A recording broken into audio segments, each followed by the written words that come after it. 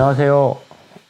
구약성경 연구하는 한림성서연구소의 평신도 신학자 주원준 토마스 아퀴나스입니다. 2019년 올해도 또 한 번 성서주간을 맞습니다.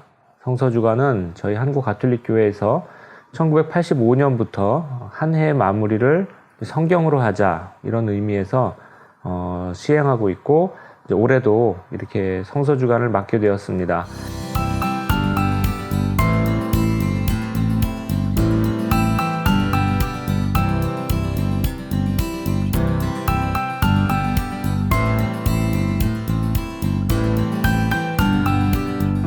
두 가지 정도로 나눠서 말씀드릴 수 있는데요. 우리 신앙인들한테는 그건 정말 너무 단순하고 정말 기본적인 거죠. 성경을 읽으시면은 우리가 밥 먹는 거나 숨 쉬는 거하고 비슷하게 우리 신앙의 가장 밑바닥이 되는 그러한 살과 피가 되는 것이다. 이렇게 말씀드릴 수 있고요. 이제 믿음이 약하시거나 아니면 아직 신자가 아니신 분들한테 왜 성경을 읽어야 되냐 이렇게 얘기해 보면 사실은 인류 역사에서 가장 위대한 책이라고 할 수 있어요. 지금 우리가 알고 있는 수많은 문호들 아니면 어떤 예술가들 아니면 어떤 학자들한테 제일 많은 영감을 준 책이고 지금도 가장 많이 영감을 주고 있는 책이에요.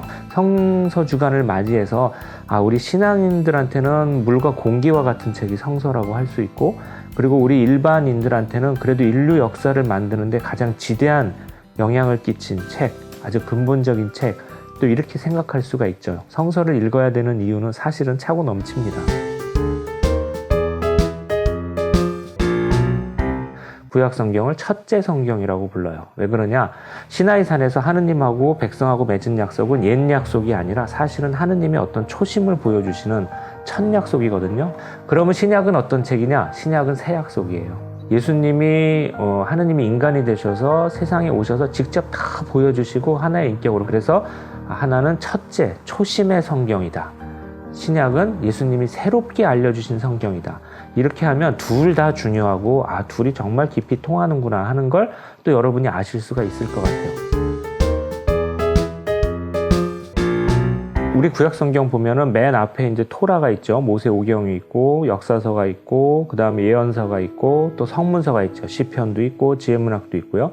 그리고 신약 성경을 보면 사복음서가 있고 행전이 있고 또 이제 서간들이 있고 마지막에 이제 묵시록이 있죠. 그러니까 성경은 어떻게 보면은 하나의 책이 아니라 도서관에 가까워요. 굉장히 많은 책들이 그 안에 들어가 있어가지고 굉장히 큰 도서관으로 생각해 보면은 정말 성경이 다양하고 풍부하고 우리 곁에 정말 있는 그런 어떠한 인간 삶의 모습으로 더 선명하게 다가올 수도 있다. 한번 그렇게 생각해 보시는 것도 좋을 것 같고요.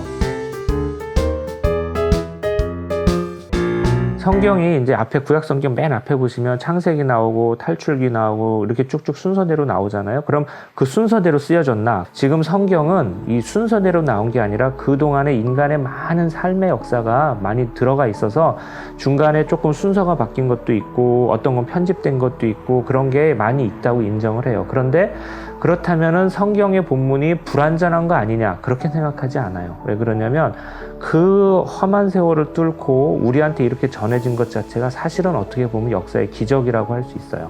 그리고 그동안 하느님이 어떻게 손을 쓰신 것 같아요. 하느님의 손길이 성경이 발생할 당시에도 하느님의 영감이 서려 있지만 교회와 함께 성경이 살고 전승이 형성되면서도 역시 하느님께서 같이 일하고 계셨구나 하는 걸 좀 우리가 좀 생각해 봐야 돼요. 그래서 성경이 순서대로 나온 것이다. 어느 날 한순간에 막 하느님이 그 전기를 내려주셔가지고 나도 모르는 사이에 막 푹 쓴 것이다. 이런 게 아니라 인간 역사를 통해가지고 정말 인간과 함께 말씀이 함께 살고 계셨구나.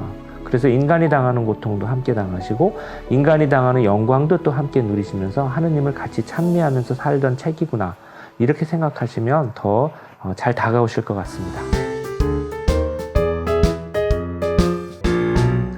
성경 필사에 대해서 우리가 한 3가지 정도를 알 수가 있어요. 처음으로 알 수 있는 건 이게 임금도 하는 일이었구나. 그러니까 이스라엘에서 정말 오래된 일이었구나 하는 걸 알 수 있고요. 두 번째로는 이미 고대 이스라엘부터 임금 이하 다른 사람들도 하던 일이었구나 라는 걸 알 수 있어요. 그리고 세 번째로 성경 필사가 처음부터 그 고대 이스라엘에서부터 하느님이 권하시던 일이었구나. 어떻게 보면 하느님의 명령과도 같은 일이구나 하는 걸 알 수 있어요. 성경이 이미 쓰여지던 그 시대에서부터 하던 굉장히 오래된 일이다. 그런 전승이 있는 일이고 하느님이 우리 인간한테 직접 권하신 일이다 하는 걸 생각해 보시면 성경 필사가 혹시 나도 한번 해볼 수 있을까 하는 그런 마음을 오락가락 하시는 분들한테 조금 도움이 되실 것 같아요.